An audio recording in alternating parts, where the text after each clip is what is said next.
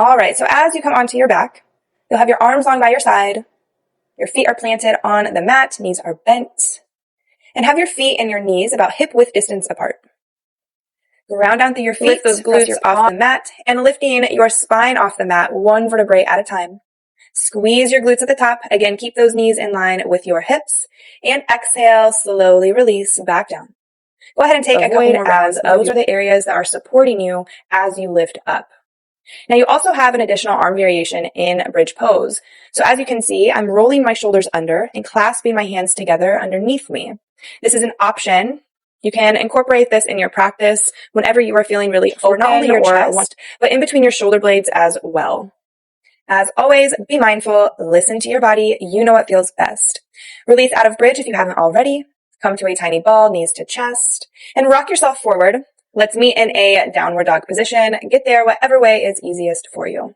So grounding down through both of your palms and both of your feet, lifting your hips to the sky.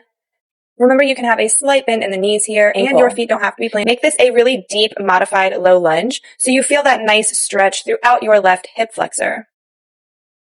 Great job. Go ahead, plant your hands, frame the right foot. Bring the left knee off the mat and step back into your down. Exhale, release your hands on top of your left thigh or knee. Notice your left knee. Make sure it is stacked on top of your left ankle. Again, sink deep into this modified low lunge. Feel that nice deep stretch in your right hip flexor. So these modified low lunges are not only great for your hip flexors and your hips. Go ahead, plant your hands, frame your left foot. Right knee comes off the mat and step back into your downward dog. Going right into our next pose, which is pigeon pose. So you may notice that your left hip is pulling back slightly. Bring your hands to your hips and see if you can pull that left hip forward to bring it in line with the right. Now, this is definitely a more advanced variation, I would say, in comparison to reclined pigeon. So I'll show you reclined pigeon very briefly so that you have this option. Reclined pigeon is from your back. So you'll have your feet planted, knees are bent. Cross your right ankle on top of your left thigh, making a lift your left foot off the mat as you interlace your hands behind your left thigh and gently pulling that left leg closer to your body. Feeling that nice deep hip stretch on the right side.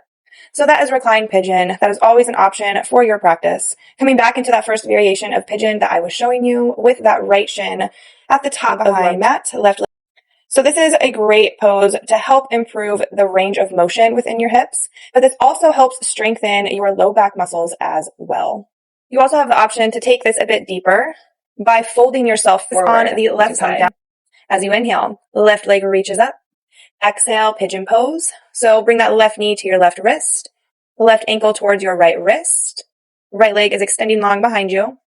Now remember your hips here. We want them to be squared off.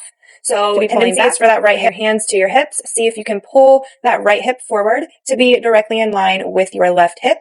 And that may mean that your shin is not, you may notice that this side may feel more tight or maybe even more loose than the right side. So maybe your right side is a little more tight. That's also normal. We tend to favor one side of our hips over the other. All right, begin to lift yourself up and release out of your pigeon pose so that they are on the outside of your hips. Top of your feet are on the mat or ground. Carefully sit down between your feet if that feels good. If it doesn't, I recommend placing a pillow underneath your knees. Can be a bit wider. So if you take this option, begin to gently lean yourself back, propping yourself onto your forearms, lifting through your chest, keeping this very active within your shoulders. If this feels good for your quads, I recommend staying here. However, you can take this a bit further by releasing all the way down onto your back. This is just an option. Take it or leave it. Hero's pose is very beneficial for stretching through those quads, knees, and even your injury, any type of pain within that area. This is a pose that you would want to avoid.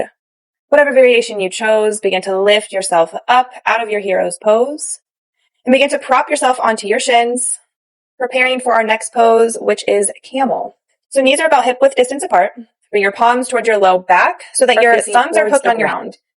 Deep inhale, lift through your chest. And as you exhale, gently lean back, coming into your camel pose.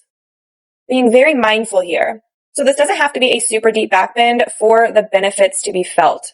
So as you are pushing those hip bones forward, feeling that stretch within your quads and within your back, you can stay in that gentle back bend, just leaning back. But if it would feel good to take this into a deeper back bend variation, you can bring those moving through between both sides. Camel pose is great for stretching and opening up through your front side body, while also strengthening your back and your shoulders while also targeting your quads. If you haven't already, begin to release slowly out of your camel pose. Make your way onto your belly, come into Sphinx pose, setting yourself up for our final pose, which mainly targets the quads. So your forearms are parallel with one another, shoulders stacked over your elbows. Press your forearms into the mat. Now bend through your left knee. Bring that left heel towards your left glute. Reach back with your left arm. Any type of pain, just simply release out. Holding here briefly before switching to the other side. Release the left leg down. Bend through your right knee, right heel to right glute. Reach back with your right arm, hold of that right foot, hold of that, squeeze it to your right glute. Releasing out of this stretch when you're ready, come into a seated position. Thank you so much for watching today. I hope you found this helpful. As always, reach out with any questions and please subscribe to support me.